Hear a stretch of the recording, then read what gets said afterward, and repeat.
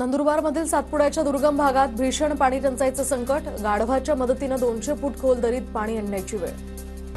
जळगावच्या अंमळनेरमध्ये रस्ता खोदताना पाईपलाईन फुटली तर लाखो लिटर पाण्याची यामुळे नासाडी। परिसरात सर्वत्र चिखल।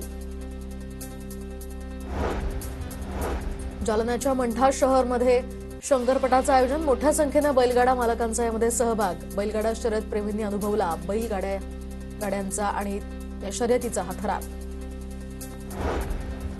नंदुरबार जिल्ह्यामध्ये उन्हाचा तडाखा वाढायला सुरुवात। वाढत्या तापमानामुळे लिंबाच्या मागणीत वाढ। लिंबाला 120 ते 150 रुपयांचा भाव।